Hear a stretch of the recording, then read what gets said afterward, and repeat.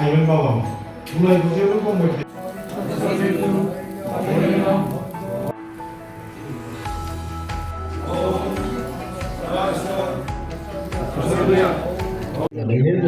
जोंहा बे कुमारिखातायाव बाक्सा जिल्ला सुरुपसिति प्रसार संसदनि 23 बोसोरारि जुथुम्मा आरो बिनिफ्राय कुमारिखाता आन्चलिक सुरुपसिति प्रसार संसदनि 16थि बोसोरसालिया जुथुम्माया मैयानिफ्रायनो बेहाय जागासिनो दङ।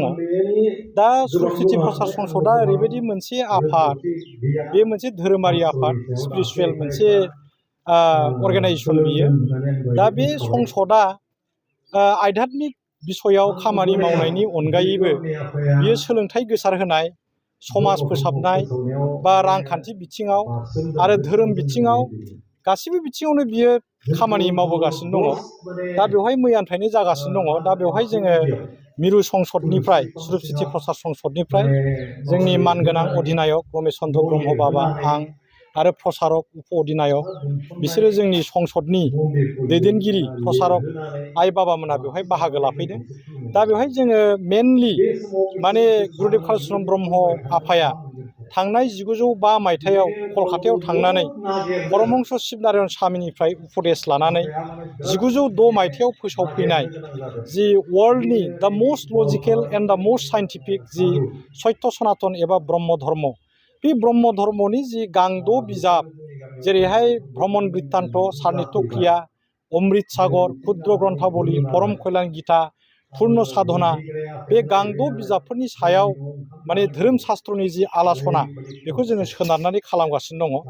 दा बेवहाय जि ब्रह्म धर्म होनना बुंबा जोंनि सारा आसामाव मानसिफ्रा खायफाया गुरुदेव कालिचरन ब्रह्म आफा बेखौल' मिथिगौ, आरो बिनिफ्राय खायफाया ब्रह्म धर्म एबा ब्रह्म समाज होनना बुंबा वेस्ट बेंगलनि राजा राममोहन रायनि खोथाखौ गोसोखाङो।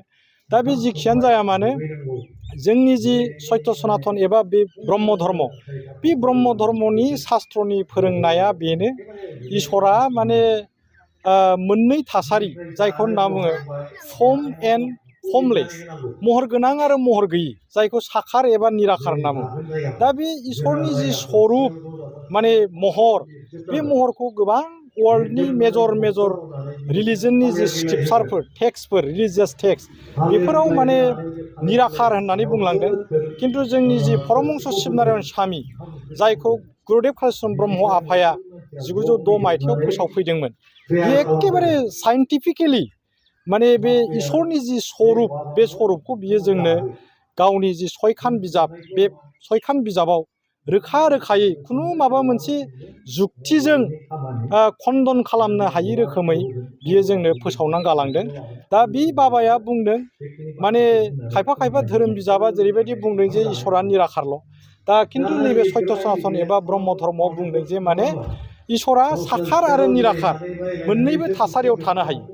जाय साखार बेनो निराखार, आरो जाय निराखार बेनो साखार। जेरै हमना लादो उदाहरन सुरुपै अरा सलाय खाथियाव निराखार रुबै थायो। जेब्ला जों बे अरखौ सुखांगोन, बे निराखार अरा साखार अर महराव बियो नुजाफैयो। दा जेरै जों मानसि दुमसि बिफां लाइफां जिब जुनारफोराबो सृष्टि जानायनि आगोल बे जों जि महर लाबाय, मानसि महर, दंफां महर, मोसौ महर, बे मोसौ महर लानायनि आगोल बे जिब जिबिफ्राबो गासिबो माने सिगाङाव जोनोम जानायनि आगोलाव बे निराखारमोन आरो।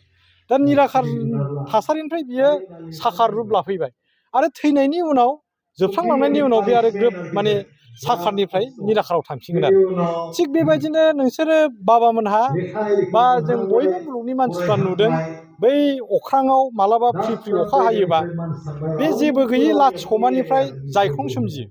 जेबो गैयै लाथिख'निफ्राय सोमजिनाय जायख्लङा जेबो गैयैयावनो माने बियो गोमोरलांफिनो आरोखि।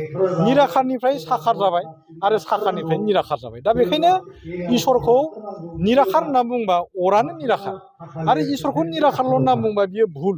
मानोना गासिबो जाय निराखार, जायनि एक्जिस्टेन्सआ बे मुलुग संसाराव दङ, बे मुलुग संसाराव थानाय गासिबो मुवायानो जाय निराखार बेनो साखार, आरो बे जाय साखार बेनो निराखार।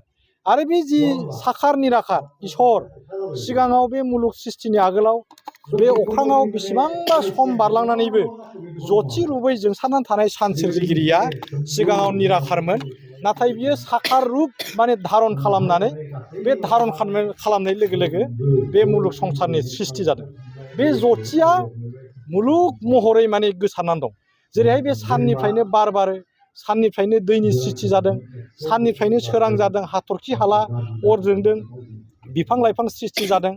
आरो बे नैबे जि सत्य सनातन एबा ब्रह्म धर्म, बे ब्रह्म धर्मआव हिन्जाव हौवा गासिबो बयनोबो माने समान मोनथाय होदों। गासिबो जिब जिबि मोस्रोमनिफ्राय मैदेरसिम बे धर्मनि फोरोंनाय मथे जों गासैखौबो समान नोजोरजों नायनांगौ।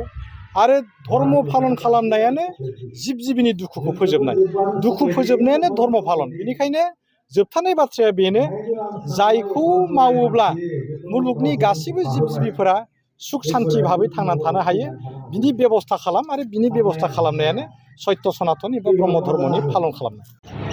बे बाक्सा जिल्ला सरस्वती प्रसाद संसदनि 23 बोसोरारि जथुम्मा बेखौ खुंनायनि थांखियानो जाबाय जोङो जिथु ब्रह्म धर्म एबा सत्य धर्म बिनि गुबै सान्थौफोरखौ जोङो सावरायलायनानै जोंनि सिबियारिफोरनि गेजेराव बिनि गियानखौ बारायहोनाय, बृद्धि खालामनाय, बे थांखियैनो जोङो बे जथुम्माखौ खुंनाय जायो।